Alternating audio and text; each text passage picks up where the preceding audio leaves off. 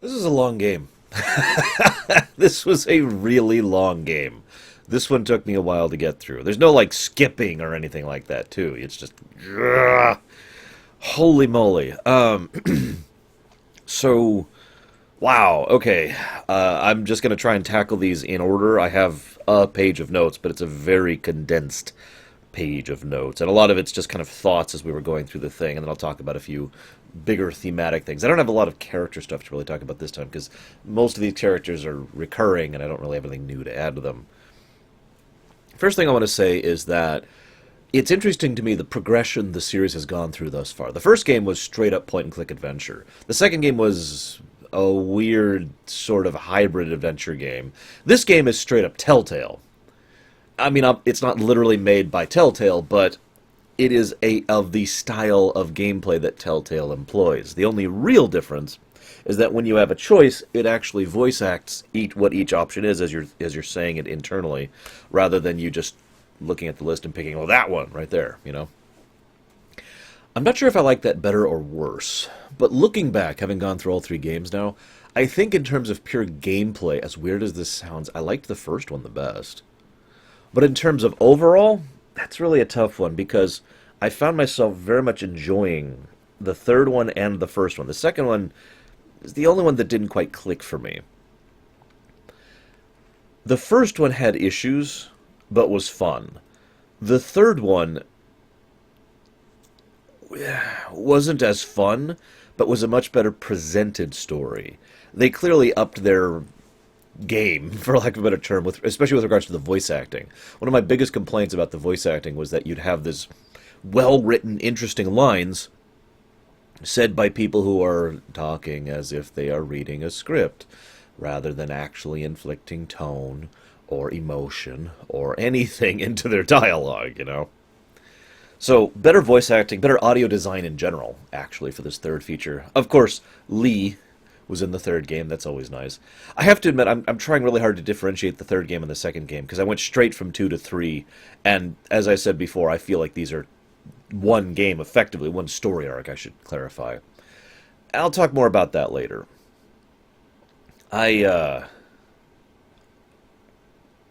What? Yeah. The interludes with Saga were an interesting choice, especially given where they were going with that. I have to admit, and I'm not saying this as an insult, it's just interesting to me that it was relatively easy to predict where that was going early on. As soon as you see this comfy house and this young girl, it's like, oh, that's Lady Alvani. It's like the first thing that occurred to me was that Saga was Lady Alvani, because we've been there before, where we met Lady Alvani in the first game, right? And April, of course, had gone there to literally talk with her, so, you know, shrug. It was kind of nice to find out being right about that. I'll admit I didn't call the fact until about halfway through the second interlude. I was like, oh, she is April.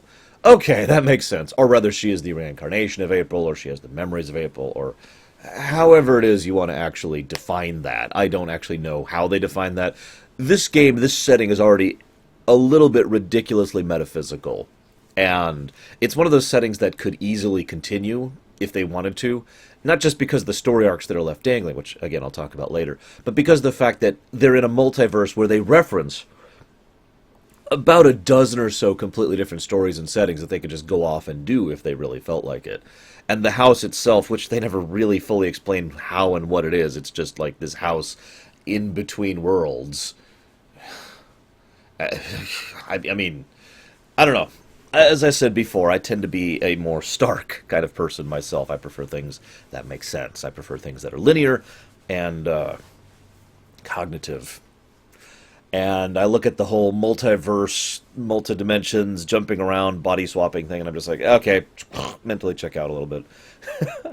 Let's get to the game itself. I only have one other comment about the gameplay, because there's not really a lot to talk about the gameplay, other than it's a Telltale game. The Zoe sections early on were boring! I'm sorry. Okay, let me explain what I mean by that, because I hate to just say, this is bad, and then move on. That's not my style. I talked about this with Guido, who was one of the people who requested this trilogy. He actually specifically requested the first game of the trilogy, and then other people requested the other two. And I was talking to Guido about this, and he and I both pretty much were on board with this. It feels like a misstep because Zoe had gone through an entire character arc back in Dreamfall, right? The second game. And she concludes her character arc. She knows that she has the power to dream. She's starting to access these things, and then she gets amnesia. And then she repeats her character arc from the second game as she slowly gets to understand more and more what's going around her as she deals with boring crap in Europolis, which is incredibly disinteresting. Like, every single section of Europolis was so dull for me. Trying to navigate your way around, trying to interact with the right things in the right order, just lots and lots of... Let me put it to you this way. There's a lot of politics in the first chunk of this game. In Stark, it's the politics of figuring out who's going to be elected in charge of Europolis, and the big twist is that all three parties involved are actually all being funded by Wadi Corp. Okay? That's boring. You literally go and like, do rallies, things, and well, not rally, you know what I mean. It's like your volunteer politicking work, the kind of thing you would do in real life, actually. My aunt, for example, does this kind of stuff in real life, goes to volunteer meetings and tries to support, one particular candidate or another, that kind of a thing. Then we switch over to Arcadia, where there's politics going on with the internecine politics of the, oh god, I can't remember the evil commander dude and evil lady dude. I seriously can't remember the names. In fact, I didn't even write them down. Or did I write them down? Hang on. Did I write down? Vanon was the name of the commander dude. I wrote his name down. But they've got their own internal struggle going, and they're trying to maintain their niche of power as they're serving the Prophet, while the rest of the organization is also serving the Prophet for a different end. And they've got the rebels and the whole the politics of the rebels and how they're not sure who to trust or who to interact with as they're trying to stay in good with the local criminal empire, which itself is actually not that horrible, but is against the I wanted to say the Arcadians, but that's actually wrong. I suddenly can't think of their name. The Azadi, thank you. The Azadi. It's just interesting politics. Now, there's another thing I want to talk about here, though, and I feel like this might have helped. We had that character, Samantha something, back in the second game, and she was the villain, right? She was the one who killed Alvin. Now, if you're saying, who? Well, that doesn't surprise me, because when I mentioned this exact same point to Guido, his response was, who? She's the one who, with the twins, murdered Alvin and effectively took over Wadi Corp, okay? We never see her at all in this entire game. At least I never did. I think it would have assisted the Stark sections if, A, get rid of the amnesia, that didn't help anything, but B, and more importantly, have some interludes with the villains, because every time we go down to Arcadia, we get a little bit of interlude with the characters who are not Kian.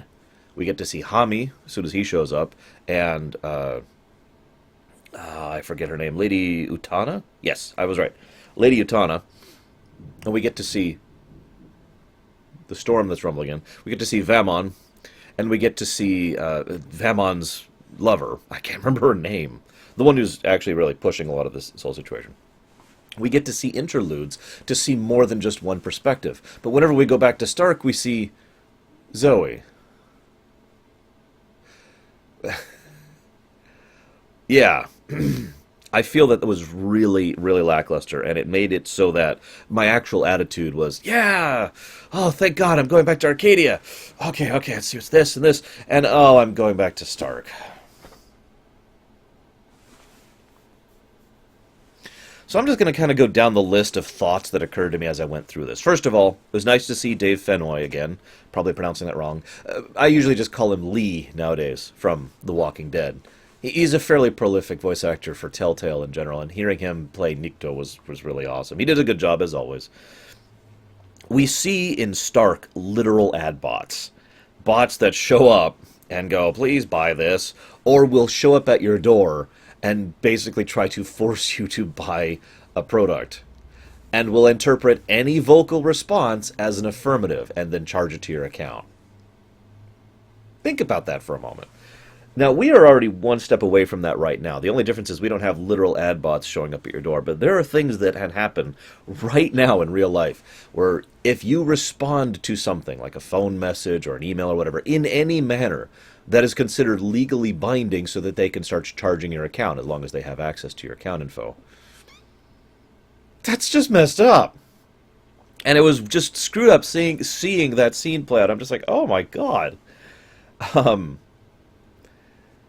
there's also a lot of people literally on the streets of Europolis, literally just leaning up against a chunk of wall or whatever, with the dream thing on, dreaming.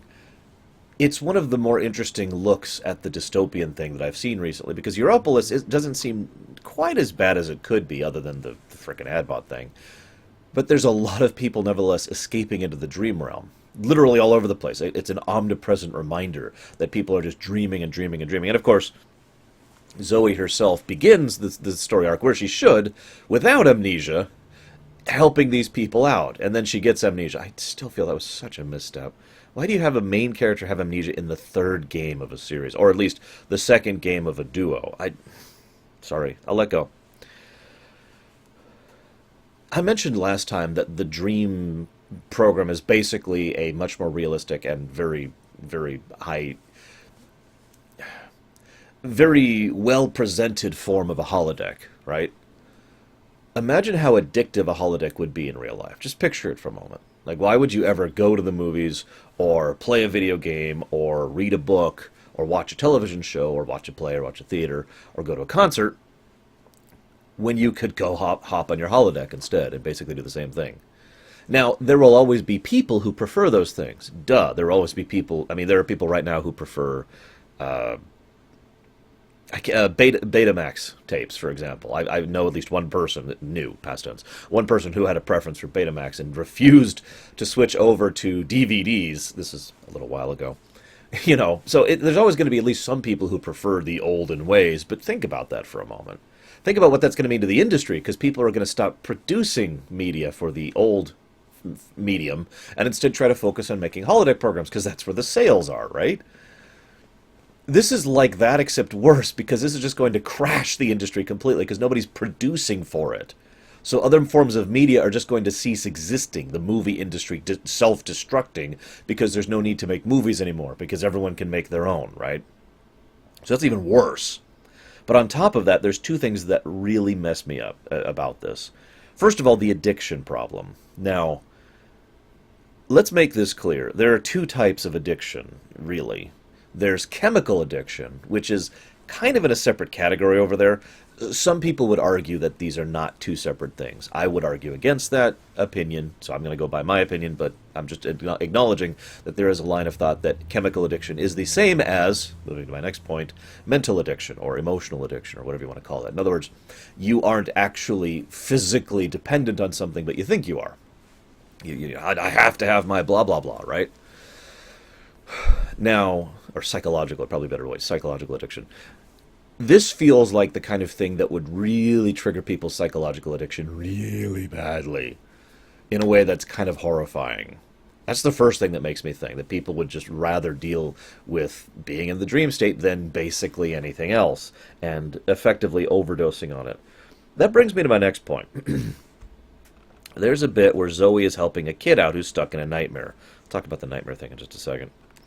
And as she's helping her out, the daughter pretty much flat out says, Mommy insists that I put on the dream hat, even though I don't want to, so that she doesn't have to watch me, so that she can put on her own dream hat. If that sounds familiar, you've probably heard of it before. You know, go watch TV, kid, so I don't have to watch you, to use a more modern parallel. Think about that for a minute. And in addition to that, keeping in mind that her being in the dream state is leading her to regular nightmares, this is actually worse in basically every way. This would be the equivalent of saying, go watch this horror movie to a 3-year-old, well, maybe like an 8-year-old. Watch this gore/horror flick to an 8-year-old, so that you can go watch your own movie, because you don't want it. Think about that for a minute. And then on top of that, there's the whole nightmare concept. As we can see, quite a few people were having nightmares, and Zoe was trying to help them all out. Why are people having nightmares? Having gone through the whole game, I had one theory at the time. I now have 3, having gone through the whole game. The first and most obvious theory is lack of control. I mentioned earlier that this is a holodeck that's better in virtually every way. Well, there is one way that that's not true. Most people don't have mental discipline. To explain what I mean by that, and I imagine some of you understand this, I have actually been in this place in myself in my life in the past. Imagine that you get a thought in your head and you can't get it out. Like it's something really bad, either something that really grosses you out or really horrifies you or really disgusts you. Something bad, right? And you can't get it out and you just kind of sort of fixate on it and you don't want to. You want to stop thinking about it. You want that thought to be gone, right? Well, now imagine that you're thinking about that, so now it's right here in front of you. I imagine a lot of people don't yet have or never will get the mental self-discipline to be able to actually remove those kind of things from their mind. I had to learn that discipline myself because of that exact same problem. Because I would fixate on things and they would really get to me. I had to take lessons. I had to practice. I had to spend time learning how to really focus my mind in order to do that. Now, I'm not exactly the most self-willed individual in the world, but I'm just saying from my personal experience, that's the kind of thing you have to work for. So let's imagine that the other, let's say 3 billion people using this thing haven't or don't even know they can work for that kind of mental self-discipline. So now every time they pop on the thing, just whatever horrible thing they're thinking of just happens to be in their dream. That was my first theory as to the prolific nature of the nightmares. But my second theory is a little bit worse. What if it's basically Yaga, Baba Yaga, who's pushing all these nightmares out into the dream state, into story time, so that these people are interacting with them and being all messed up? That would be bad in its own right, and I'll talk more about her in a minute. But what would be worse if it's actually the undreaming that's kind of pushing this?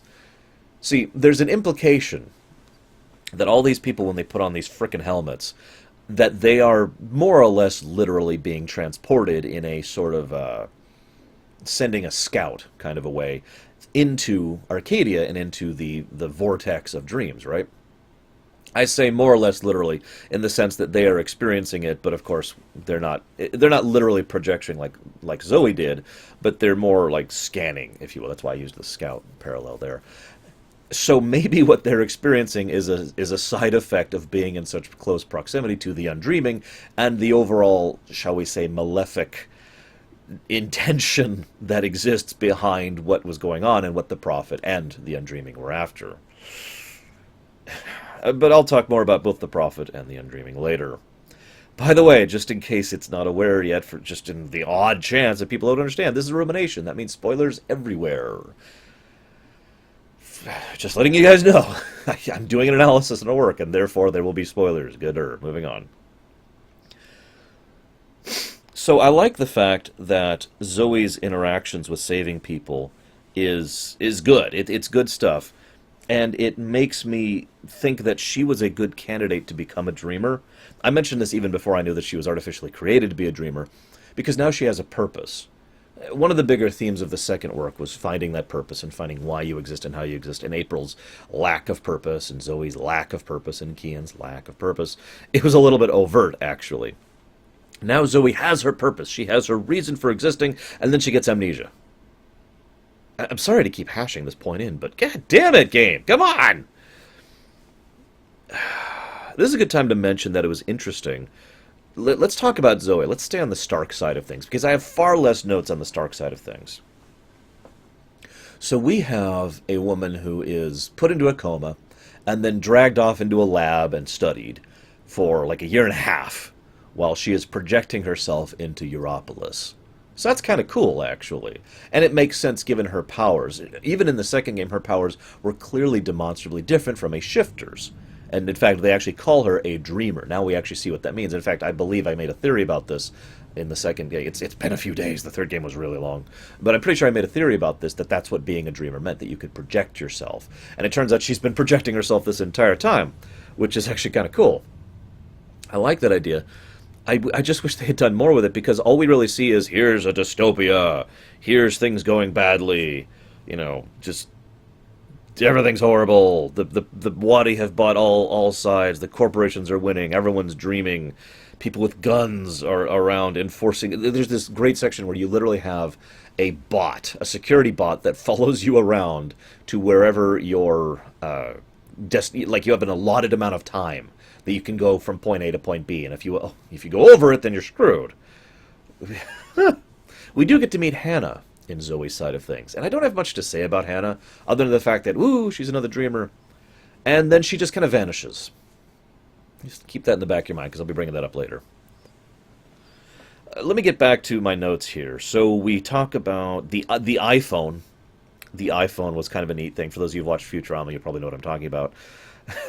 The fact that your calls and your everything is literally visually presented from your eyes, just wow.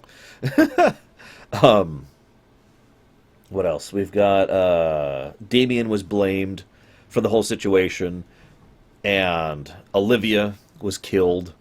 So Waddy, covering their tracks, and the whole yes, this plan to take over people's dreams was just this thing. Please use our dream thing anyways. And they also have this, oh my god, they have this stupid scene where Nella, God, I can't remember how she pronounced it. The woman who is trying to fight against the man is charging up to a security checkpoint to detonate what is supposed to be an EMP, what turns out to be an actual explosive. That scene, and this goes for several other scenes in this game, it felt like the director was trying to pull emotion into a scene that didn't have any. It's just slow motion. You can run or you can't. I found this out later. It's slow motion. Nella! Nella! Nella! It keeps going for a lot longer than I'm going to force you to go through. And it was just like, oh, come on! And then, of course, this is the most logical thing possible, to run after someone who's about to detonate a bomb. I mean, because we just have so much of a brain, apparently. And then we get... And then we have to have the... I like the fact that the skin graft was a change to her character. Zoe has several models in this game, actually. Several meshes, and that's a good touch. I like that. I guess that's about all I have to say about Stark and the Zoe side of things, up until a certain point. So let's rewind a bit back to Arcadia. First of all, I like the return of the obstinate bureaucrat, except for the fact that his puzzle was too easy. He literally tells us twice, almost in a row. It was just the first we see him, and then the next scene we see him, he says the same damn thing. I don't respond well to threats. And so then we have the option to threaten him or try to reason with him. What? That brings me to another way this game is kind of telltale. Your action, the balance has shifted. Clunk. Your actions do have some consequences, and like a Telltale game, it doesn't really affect the overall arc, it just changes how certain scenes go, but I'm okay with that. And I do like that. I do like feeling like my changes had some kind of significance or alteration. And that's cool. I like that. We also get to see kind of an epilogue that sort of discusses the effect of the majority of our changes throughout the course of the work, and most of these are fairly small scale, so when they decide to do a fourth game, they don't really have to take most of these into account, so that's some good writing and some good branching out there as well. I'm just running down the list here. The Whitekin reached out to Saga, who's April, who's Lady Alvane. I don't have much else to say about that. I do have one thing to talk about. I don't have a lot to say about this game. That's the weird thing. For the length of it, I don't have nearly as much to talk about. This is something if I can segue for just a second. I was once accused of being biased because I did like a 2-hour video on Undertale and like a 40-minute video on Xenoblade. And Xenoblade is like a bajillion-hour game, and Undertale's like a 6-hour game, so what the hell? Let me just make this abundantly clear on camera for all to see, even though nobody's going to watch this video because it's about Dreamfall, but it's relevant to this game, so I'm going to say it here anyways. I talk until I have nothing left to talk about. I don't have a minimum time I'm trying to reach, as in go over the minimum, and I don't have a maximum time I'm trying to stay under. I talk until I have nothing left to talk about. And the length of the work has absolutely nothing to do with that. I cannot tell you how many huge chunks of this game that my notepad just sat there untouched for hours at a time. I would have nothing to add and nothing to share. I'm not saying that's a bad thing. It's just that there were huge chunks of this game which were just you walking around and, I wonder what this is. It's just internal monologuing, basically, on behalf of whoever we're playing at the time, Zoe or Kian, and occasionally Saga. Like 40 minutes of walking around the little house, just looking at every little thing and seeing all the dialogue, and that's neat, but I don't have anything to say about it. I've already talked about the multiverse thing. Kian's own thoughts and his own arc is just a continuation, really. It's a good continuation, don't mistake me. I like what they did with Kian here. But, and Zoe, of course, just repeats her story arc, so there's not really much to say that. So it's just, well, Zoe's continuing her arc. Nothing to write down. Keep playing. So, moving along. What's related to that? What's related to that is the whole thing about the kin, the dragons, right? Now, I mentioned several theories about the dragons back in Longest Journey, the first game. And then the dragons kind of stopped being relevant to anything. And they're all dead? I mean, I'm not even sure if the blue, the old one under the water is dead. I don't actually know. So, but the white one's dead, and it's pretty sure that the red one and the... Oh god, I can't think of his color or name. You know, the bad guy from the first game. Anyways, they're all gone, effectively. It seems like the Dragonkin are gone. And they talked about how they'd eventually move on, and how they were, you know, they're connected to each other, so maybe, like, Saga being a part of April is still part dragon, or maybe Zoe being connected to Faith, being connected to April makes her part dragon. I don't actually know. I'm not even sure if it matters at this point. And all of my theories about the Drykin and about what the dragons might actually mean are just thrown out the window because they're basically forgotten. The only way in which she's relevant at all in this game, and arguably the last game, is that she serves as a method by which to power up that damned anti-magic spear. Saga flat out, Lady Elvani Saga, flat out says, this, if we ever go on another venture, it'll probably be because of that damn stick. So that's about the extent of the significance of the Drykin. It was weird that, because from my perspective, they were the most important speculative thing, the thing that I figured the next two games would be really centered around, and instead it's all about the dreaming concept. You know, the very nature of dreaming, making reality, undreaming, nightmares, etc., and the frickin' West House. It was nice being right about West House, I will say. Totally called that. Although, again, the game doesn't really try to really surprise you with most of its twists. And I actually like that. It doesn't go out of its way to be like, oh, what a twist. Instead, it's just, hey, by the way. Huh? It's interesting to me, though. This is very fascinating to me. Because West House gets possessed by the Undreaming. Then he goes about a plan to remove the Undreaming from him. Then he puts it in Clax. Then he continues his genocidal plan to rewrite reality and get rid of all magicals. In other words, ordinary guy Brian Westhouse really was the villain. Holy crap! By the way, it also is a nice little touch that we find out why he was drinking so much and had such an alcohol problem back in the first game, because he was trying to get rid of the frickin' whisperings. But what the hell is the Undreaming? I mentioned it briefly in the last game. Let's talk about the Undreaming here, because this is related directly to Baba Yaga as well. This is one thing that thematically I think fits the first game. It's one of the few things that really connects to the first game, in my opinion. The first game had good chaos and bad chaos, good order and bad order, right? Here we see the same thing about dreams and nightmares, basically. We see good nightmares in Baba Yaga. She herself mentions this, but so does the mole. I forget her other name. Where she talks about, you know, you need to have some kind of fear, some kind of threat, some kind of nightmare in order to drive creation and move things forward. You know, a bit of good chaos, effectively. The Baba Yaga does not want to devour all of reality. She does not want to erase everything. That would be horrible. That's where she lives too, right? That's what the Undreaming wants, which is the bad chaos, the bad nightmares, the thing that just wants to erase everything. Or at least that's the impression I always got. Which brings me to my next point.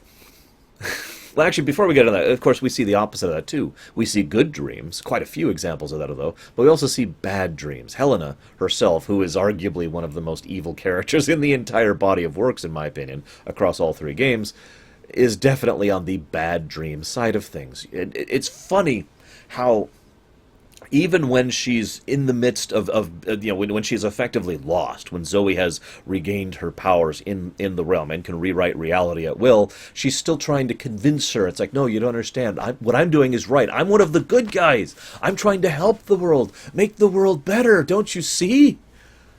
Uh-huh. Sure I do. Personally, I think Gabriel's take on her is a lot more of a realistic take. She is, of course, caught up in the heady of her own dreams. As has been said many times, she spent 30 years working towards something. And I'm sorry, you spend 30 years working on anything, you're going to get a little fixated on it. Gabriel, by contrast, flat out said, you were nothing but a tool to her. You only mattered to her once it started raining. You only mattered to her once you could actually be used appropriately. You know? I did find it interesting. I mentioned in the second game how, or maybe I didn't mention it, I noticed how Gabriel was quite devoted to Zoe. And I think one of the reasons Zoe was a good person, despite being in a position where it would make sense for her to be kind of a snob.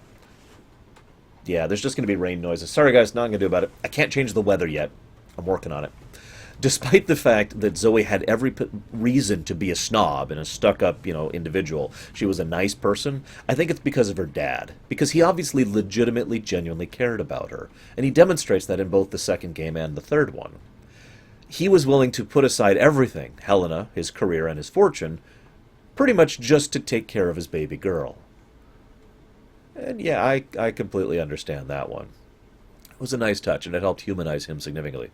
Also, it's interesting to me that the whole Reza is mind-controlled subplot is basically a non-issue and is resolved off-screen. I thought that was going to be a big deal after the second game was like, oh my god, that's not him, Dad, be careful. No, it's okay, he's just being mind-controlled to keep eyes on her. Oh, but it's okay, we fixed it, it's cool. The mind control's gone. What? What?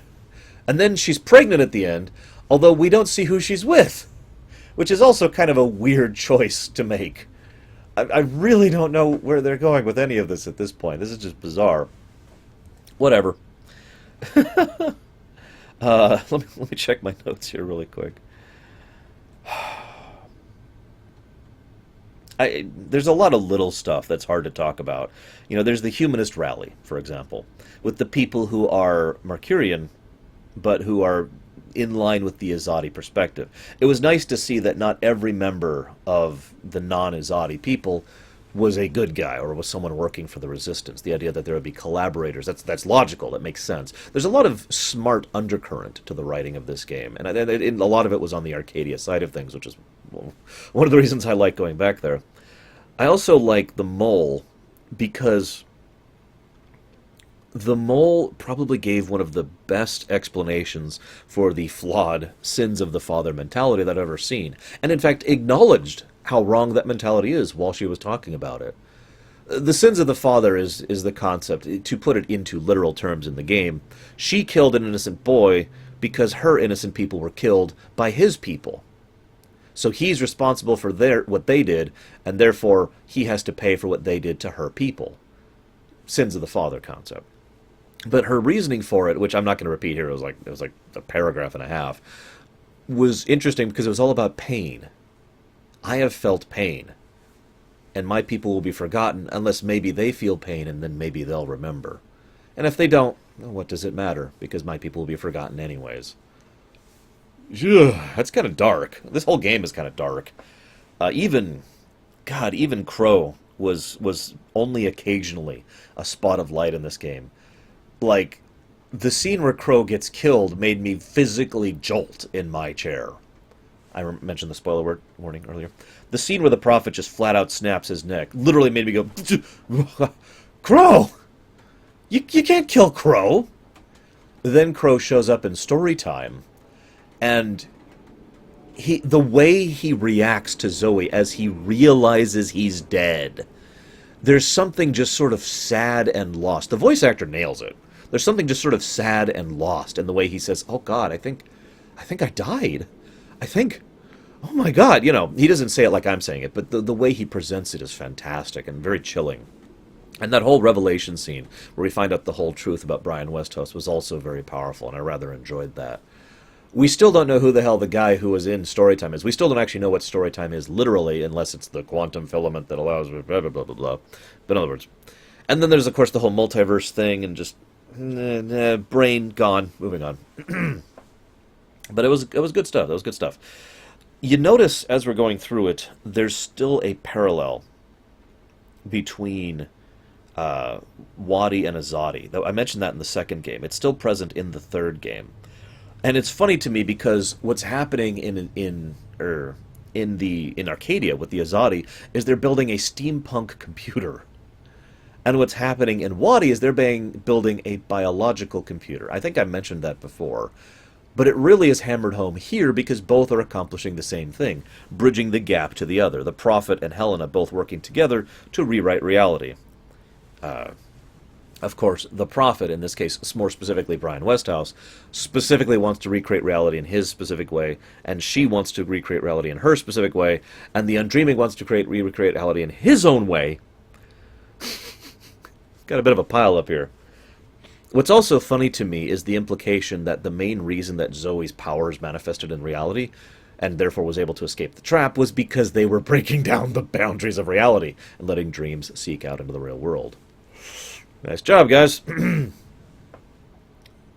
reminds me. I love this, but I feel like it should have received just a little bit more emphasis. Or maybe less emphasis would have helped. I'm not actually sure which. Back in the first game, April traps the Grand Wizard, who turns out to be the Necromancer King. I caught that as soon as we went to the frickin' the Gian camp, the death camp of, oh my god. I'm not even going to talk about that. I'm not even going to talk about that. Oh my god, that whole camp. Oh, anyways. You know, the Necromancer King. I find it interesting that just to get rid of a random bad guy in a typical, silly, point-and-click adventure style, we suck him into a calculator, somehow. That turns out to be the impetus for the entire rest of the story. Him getting in there allows them to build the steampunk calculator, which allows them to build the tower, which allows them to break down the whole world's reality and try to rewrite the world. I like that. I don't know if there's a specific trope for that. It's the idea that this one little thing, which is a joke or silly or not important in the background, has a much larger significant impact on the future. And there should have been that moment. Of course, there can't be, because April doesn't really exist except as Saga at this point. But usually when this type of trope is employed, the character's like, oh my god, I put him in the calculator. As they realize what is now coming because of what they did. I had that thought because, you know, I put him in the calculator, but you get my point.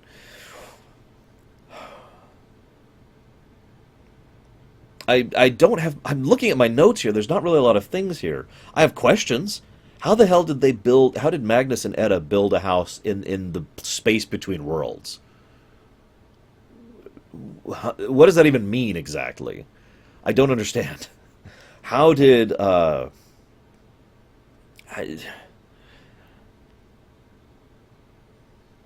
I like the idea of Westhouse kind of giving himself away early on.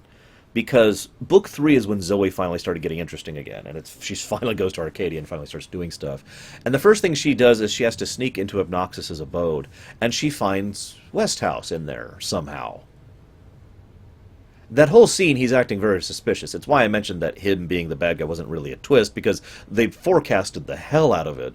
But I'm not saying that's a bad thing, actually. It's just interesting because all over the place he was being just a little bit too convenient, if you know what I mean. He obviously didn't have the Undreaming in him, and he doesn't come across as a particularly evil villain, but he was still trying to exterminate magic.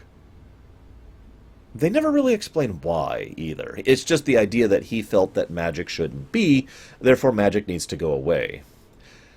Speaking of unanswered questions, you notice they referenced more than once the fact that the worlds would be remerged. I think they mentioned that back in the first game, actually, at the coda. So worlds remerged, bakong, and magic, and which is funny because again that was the plot of the villain of the first game, and that it would cause catastrophic devastation, and then this other horrible war, and then the bloodless king, and no idea what's going on with him. This game is practically just launching off unanswered questions in all directions. I find myself wondering if that's on purpose. Let me explain what I mean by that. I find myself wondering if they were deliberately trying to establish jump points for future games, or if these were all ideas that were supposed to be in this game or the next game or whatever, but they weren't sure they would ever actually be able to do. So they wanted to at least get like a bit of it in the game. It's like, oh yeah, there was going to be this storyline and this storyline. So you just kind of have a quick summary of, yeah, the worlds remerge, and yeah, there's this conflict, and yeah, there's this war, and then another war after that war, and blah blah blah blah blah. I'm not sure which. I'm looking at my notes here. I already talked about Baba Yaga. Uh, Guillen is just, I don't even know what to say about that, really. I don't. The woman who has no problem experimenting. Notice how she constantly refers to Pip as it, or, as a thing. Literally having no difficulties looking at a child and viewing the child as a object to be experimented on. Dissecting and manipulating, just, okay, moving on, moving on. Enyu was awesome. It's the only character I really have anything to say about. I mean, Nikto was pretty awesome, and I like the fact there's this great line with Nikto. Granted, I like Nikto because he was Lee, because he was voiced by Dave Conway, or Dave Fenway, excuse me. But I like his character arc, even though it's a bit of a typical one, and he personifies it with a single line where he says, "I really wish you would give me, like, you keep not giving me reasons to hate you.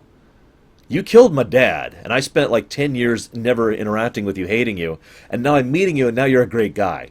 What the hell are you doing, buddy? What the crap?" I was pretty nice to Nikto my entire playthrough, and pretty much carried him with me the entire time. It turns out one of those might have been a mistake, because, then they hit the resistance and murder everybody. Maybe he would have been able to help that, maybe he would have died along with them, I'm not actually sure which, but either way, he was a bro, and I actually really like his interactions with Kian. Enyu was amazing. I tend to like adorable characters who are kind of shy and kind of awkward. Adorkable, I think, is the term for that. So it's no surprise that I loved Enyu. And she was amazing, and one of the very few voice actors in this game in particular that really managed to throw a lot of emotion and weight into her dialogue. Kian was actually voiced by a good voice actor too, by the way, lest I not mention that. I don't remember his name, but he's actually done a lot of good roles in the past. Usually side roles, secondary characters, but he's done some good stuff. I don't have much to say about Kian. Like I said, he kind of goes through an interesting arc in this game. Not of redemption, which is what you'd think it is, but more of he has found his purpose. He has successfully found his purpose and discovered, like I said in the second game, that he was actually faithful. He thought he wasn't, but he rediscovered that he was in fact faithful, and now he has to do the hard thing. Okay, you're faithful, now do something about it. And this whole game is that. It's kind of like the now what for his character arc, and I like that. He has to actually go forth and do something about the fact that he is faithful, and do something about all that he has learned about the world around him. And I like that. I like the presentation. And he's got quite a few he's got an interesting support structure there. Enyu, of course, helps him out pretty much the entire way. I spared Naani, I think that's how you pronounced her name, so she was helpful the entire time. Nikto, of course, despite his antagonism, was actually quite supportive and quite helpful, pretty much from the moment that I proved loyal onwards. Anna, I liked Anna. I felt really bad because Anna clearly wanted to be with Kian in a sort of obsessive way, but nevertheless, and Kian is gay, so that's not happening. But I did like Anna as a character nevertheless, because she was an interesting portrayal of a character who was trying to be cooler than she was. Like, trying to make herself off as this mysterious spy-like, omnipresent kind of character, and in fact, she's just as in over her head as anyone else is, and is just bumbling around. It was also a nice touch, by the way, that she could see through the veil. Kian himself called that out, but the fact that she recognized him and identified him like that was a nice touch. A bit of foreshadowing. I wish they hadn't called it out, but whatever. Other characters. The fact that Vamon is... These games have such a weird narrative structure. I don't know how to describe it. Maybe it's just because they're not done in American style or Japanese style, which are the two styles of narrative structures I am most used to, that I am most used to analyzing. The vast majority of games I go over are either games from the United States or games from Japan, with the exception of like The Witcher or Blackguard, I think was the other one I looked at. But anyways, like, the big bad of the setting is built up to be the Undreaming, and then he's just gone. Like I felt the whole game was building up to the Undreaming being this mega antithesis. I said I'd talk about this. Because the Undreaming, to me, the way I interpreted it, was bad nightmares. the cessation of everything as opposed to the injection of negativity. Now I know that sounds like a weird thing, but as I mentioned earlier, a little fear, a little nightmare can actually help push people forward. You know, can spurn you in order to make that fire, to light that cave, so you're not afraid of the darkness, to stretch an analogy a little bit. Whereas what the Undreaming wanted was just to erase everything, which is much, much worse, obviously. And yet, that they never really do anything with that. And then the Undreaming reaches Lux, or Lux, I'm not actually sure how it's supposed to be pronounced because she has a British accent. And then it just kind of goes away. And we find out that Brian Westhouse was doing most of what he did, separate from the Undreaming, and Helena was doing most of what she did, separate from the Undreaming. So I guess arguably you could say Helena and Westhouse were the two real villains of the work. And then they go away when the Undreaming does, for some reason. Then the game keeps going. And we get the scene where Vamon and Ladyface are talking to each other. And it was an interesting scene because she's clearly freaking out. The voice actress for her was not particularly great. But, you know, she's freaking out. And the whole time I'm with it until she says, "You will do this for me because you love me." The moment she said that, I was like, oh, he's going to kill her. He's going to kill her. And then he does. Yes, she's the one who did this. And then, of course, he goes down and is beaten to death by the crowd, which was awesome, I admit. But Vamon, random political commander dude, is the last villain that they vanquish. Not the one trying to unwrite reality. Not the two trying to rewrite reality. Some dude with delusions of grandeur. The narrative structure is so weird. And then the game keeps going for a while. Now, that being said, I want to say one thing real quick with regards to the narrative structure. Because I mentioned I don't have much to say about Zoe. I have a couple notes really quick about Zoe here. First of all, is it just me, or did Zoe become aggressively stupid towards the end of this game? I'm really curious if anybody else had that impression. Because she's not exactly stupid, and she was keeping up with stuff pretty well in the second game and in the first half of the third game. But by the time we got to the end of the third game, she was just like... It's like she would pick up, you know, a pen and be like, "What is this? I've never encountered anything like this before. I'm not sure what to make of this. Is this a pen? Like, why are you acting so stupid all of a sudden, Zoe?" And then on top of that, in addition to that, she kept acting incredibly ignorant. Like she would have someone with a gun to her head, or would be in a situation where someone has her encaptured or trapped, and she would say, "No, you can't do this. You need to let me out. This isn't right." As if that's going to do anything. As if that's going to convince someone like, "Oh, you're right, I'm sorry, let me just let you out right now." What the hell, Zoe? And then, of course, there's the scene where she meets Crow, who is dead, in the quantum filament field, which was a cool scene, I'll admit. But that whole scene, it's like we'd see something, and I'm like, "Oh, that's cool!" You know, about Brian Westhouse, and about the Undreaming. And then it would cut back to Zoe, who would be like, "So wait, did we just see A?" And Crow would say, "Yeah, I think we just saw A." And she's like, "So does that mean A is B? I don't understand what's going on." I wanted to smack her. It's like, oh my god! You're not this stupid! Why are you suddenly acting stupid? Stop it! Now, I made a note here about, speaking of Zoe, about Europolis. I had this weird thought that maybe she, because of her dreaming powers, was affecting more than just her own projection in Europolis. And I don't actually know if that's true or not. It's just something to chew on, something to think about. In other words, obviously she was projecting a shell of herself over here in Europolis. But what if she was also influencing things around her? Probably not in a direct and tangible manner, but more in a affecting things. You know, things should go a certain way because she's thinking things should go in a certain way. It's her dream, after all, right? I don't know if that's true or not, just food for thought. It would also kind of make sense in a sort of meta sense because there's a lot of little things about Europolis that we get to decide how it goes. Final thoughts. They left a lot of threads dangling. I wrote down the ones that were most important to me. Hannah, who just kind of vanishes off the face of the earth, is another dreamer, and they deliberately build up as a character and establish as a character and then never talk about her again. And I believe the creator commented on that. Saga, who is just a bonus pack of additional content if they ever wanted to continue going. The song lines thing. Saga several times mentions the idea of song lines connecting between worlds and being able to sing your way to point A and point B and blah, blah, blah. And that's never really analyzed or discussed, and so it's just kind of left there as a method for things to go forward in the future. The worlds merging. I already mentioned that one. And Saga's parents, which also kind of goes back to the nature of the house and how exactly that functions and works. All of these things are things that could continue forward. Which brings me to my overall theme, what I believe is the overall theme of the third work, which is, I know this is going to sound really weird, a story. Dreamfall chapter feels, the overall thematic undercurrent of the entire work, in my opinion, is stories. I should say that in a plural, not as singular. The stories of people, the stories of times, the stories of nations.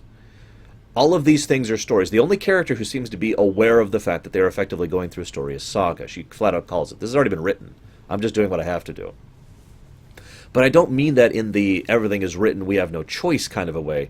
I mean, even real life is filled with stories, and those stories stagger and stack on top of each other. And when you condense all of those stories into a single form, what you have is life. What you have is what is actually happening, reality. And I think that kind of works with that whole dreams defining reality thing, because those dreams are what are dreaming the stories, which then condense to make life.